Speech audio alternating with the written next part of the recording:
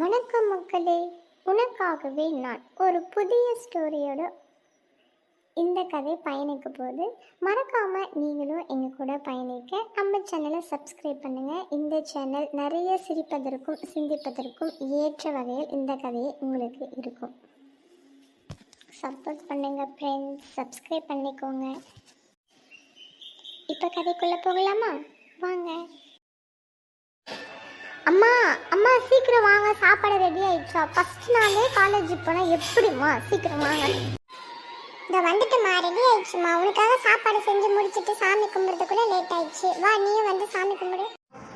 ஏன்டி குழந்தைய போட்டு டார்ச்சர் பண்ணின்னு இருக்க? அவ அதெல்லாம் சூப்பரா படிப்பா. அப்படி சொல்லுங்க அப்பா. எப்ப பாரு அம்மாவுக்கு வேலை வேலை வேலை தான், என்னை கவனிக்கிறதே இல்லை. பாவி, வேலையே உங்களுக்காக தான் செஞ்சுட்டு இருக்க, நீ என்னடா உன்னை கவனிக்கவே இல்லைன்னு சொல்றியா? சரி வாங்க போய் சாமியை கும்பிடுவோம். சீக்கிரம் வாங்க, எல்லாரும் சாமி கும்பிடுங்க. கடவுளே, என் பொண்ணு இன்னைக்கு தான் ஃபர்ஸ்ட் நாள் காலேஜுக்கு போறா. ஏதோ ஃபேஷன் டிசைனர் ஆமல, அது நல்லபடியா கத்து முடிச்சுக்கிட்டு நல்லா டிசைனா துணியை தச்சுக்கிட்டு பெரிய ஆளா வளரணும்னு நீ தான்ப்பா கூட இருந்து காப்பாற்றணும் சாமி. அம்மாடி கவிதா, நல்லா சாமியை கும்பிட்டுக்கமா, பிரச்சனை இழுத்துக்கிட்டு வராங்க. போனமா படிச்சமா வந்தமான்னு இருக்கணும், சரியா? அம்மா ஏம்மா இப்படி புலம்புற? அதெல்லாம் நான் நல்லபடியா பண்ணுவேம்மா.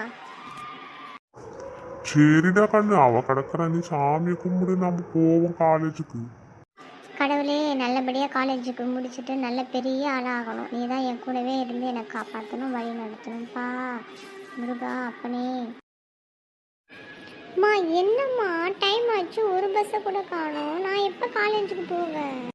கொஞ்சம் பொறு கவிதா, எல்லாத்துலேயும் அவசரம். கொஞ்சம் வெயிட் பண்ண, வந்துடும். அதுக்கு தானே நம்ம இருக்கோம். வந்துடும் போயிடலாம், கவலைப்படாத.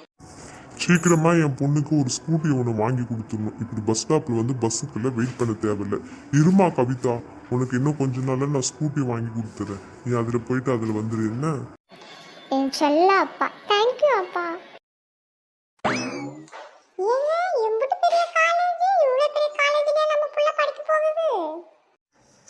ஆமாடி, ஃபேஷன் டிசைனர்னு சும்மாவா? இந்த காலேஜில் தான் நம்ம பொண்ணு படிக்க போறோம். அம்மாடி கவிதா, நிறைய காசு கடன் வாங்கி தான் உன்னை அப்பாவை இதை படிக்க வைக்கிறாங்க. காலேஜுக்கு வந்தமா படிச்சமா வீடு வந்து சேர்ந்தமான்னு இருக்கணும், சரியாடி என் கண்ணு? சரிம்மா, நான் பார்த்துக்கிறேம்மா. நீ இதையே சொல்லி புலம்பாதம்மா. நான் ஒன்று சொன்னா இவ ஒன்று படிக்கிறா. இவ டீச்சர் ஆகணும்ன்றதுதான் என்னுடைய கனவு. ஆனா இவ ஃபேஷன் டிசைனர் ஆக போறேன்னு கடைசியில இந்த கூட்டியாந்து நின்றுருக்கா. என்ன செய்கிறது? ஏன்டி இப்படி பேசுற? குழந்தை ஃபர்ஸ்ட் நாள் இன்னைக்கு தான் காலேஜுக்கு போறா. போகும்போதே இப்படி அழணுமா? கொஞ்சம் ரிலாக்ஸா இரு. நம்ம விருப்பத்தை குழந்தைங்க தலையில திணிக்க கூடாது. அவங்க எது விருப்பமோ அது அவங்க படிச்சாதான் அவங்க வாழ்க்கையில அவங்க முன்னேற முடியும். சும்மா எனக்கு இதுதான் பிடிக்கும், என்னால இது முடியல, அதனால நீயும் இதை தான் படிக்கணும் அப்படின்னு சொல்லக்கூடாதுமா. என்னமோ போங்க, நீங்க தான் ரொம்ப செல்லம் கொடுத்து அவளை கெடுத்து வச்சிருக்கீங்க. ஏதோ ஒன்று நல்ல நிலைமைக்கு வந்தா எனக்கு சந்தோஷம்தான். சரி வாங்க வீட்டுக்கு போவோம். அதாவது அப்படியே விட்டுட்டு வந்துட்டேன்.